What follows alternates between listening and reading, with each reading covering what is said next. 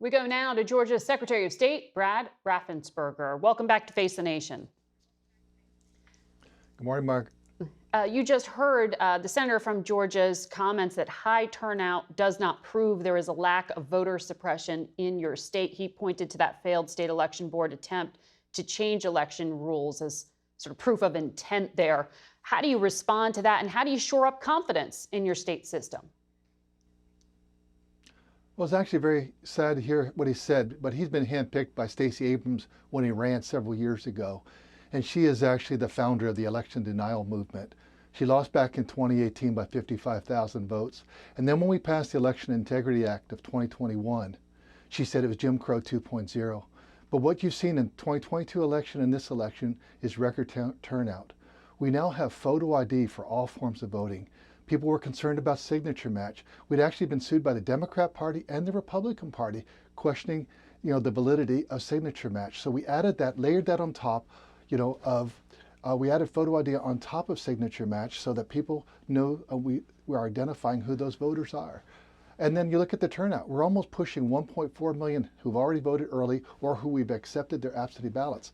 We're probably going to see a record turnout early voting, probably 65, maybe even 70% of all Georgians are going to vote that way. But they have a free will choice on how to vote.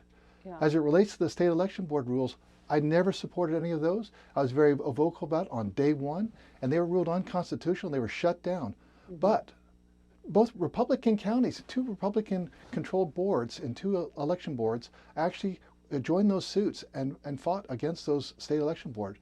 So it's actually very easy to vote. We have photo ID, we verify citizenship, and we have record turnout. Well, there's also doubt on the Republican side of the ledger. As you know, your party is not a monolith, and Georgia Congresswoman Marjorie Taylor Greene is claiming fraud is underway in Whitfield County. She said Dominion voting machines were flipping votes.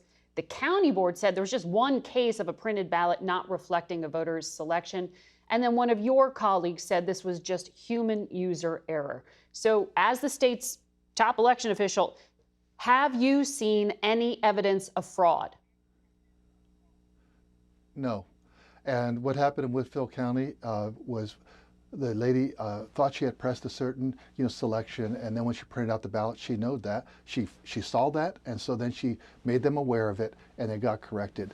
And then it got blown out of proportion by people that like to use Twitter and other forms of social media. But we're going to respond quickly to these sorts of things in 2024.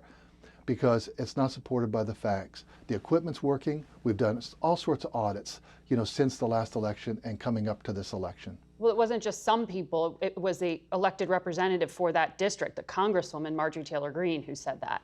I want to ask you about another thing, because I think it's important to level set for people at home about what is happening with this election. As I understand it, nearly all votes cast in this upcoming election will be recorded on paper. Last night... Absolutely. 100% will be. And okay. It's actually security paper with the state seal on it. Okay. Important point to establish, because yesterday President Trump said something that implies that because it can take time to tabulate votes, there might be something nefarious here. Take a listen. We spend all this money on machines, and then they announce, we expect to have the results like 7 days after the election. If you had paper ballots, you get them at 10 o'clock. France went to paper because what we did didn't work.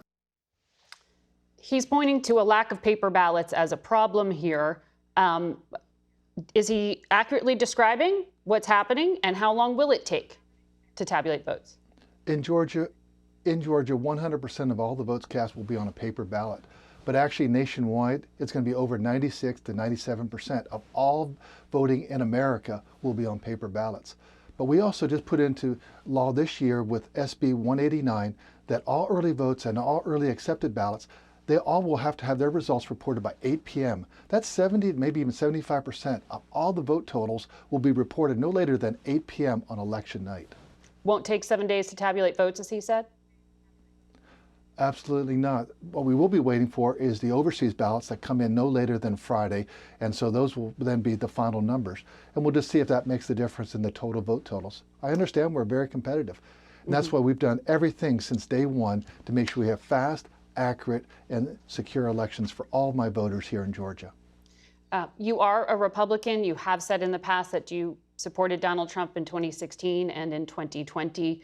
You famously refused his attempts to overturn election results in your state after the 2020 election. For the record, this year, if the presidential candidate of the other party wins, will you enforce election certification for that winner? I'm going to make sure that whoever wins this race, that is what gets certified. I'm going to follow the law and follow the Constitution. I'm going to do my job, and that's what the people of Georgia have elected me to do. I represent the voters of Georgia. So at a rally in August, Donald Trump publicly praised those state board of election officials we talked about earlier, 3 of them who were there as his supporters present at the rally. He called them Pittbulls fighting for transparency and victory, and he said this. Your governor, Kemp, and Raffensperger are doing everything possible to make 2024 difficult for Republicans to win. What are they doing? I don't know. They got something in mind. He's talking about you. This sounds like an attempt to influence election officials. Does this cross a line? Well, it doesn't influence me because everything we've done, from House Bill 316 back in 2019, SB 202 in 2021, and SB 189, everything we've done is to shore up voters' concern, shore up security, but also we are making sure that the lines that Senator Warnock just mentioned, there's state law now, lines have to be shorter than 1 hour on election day, and we track it. And the average wait time in 2022 was actually 3 minutes and sometimes got down to 2 minutes. And even during this early voting period, lines we've been seeing reported at early vote centers, but lines have been less than an hour. But you also get checked in with the electronic poll pads in less than 2 minutes. I got checked in this past week with my wife. We got checked in less than 47 seconds. I timed it. Pretty amazing. Secretary Raffensperger will be watching your battleground state closely. Good luck.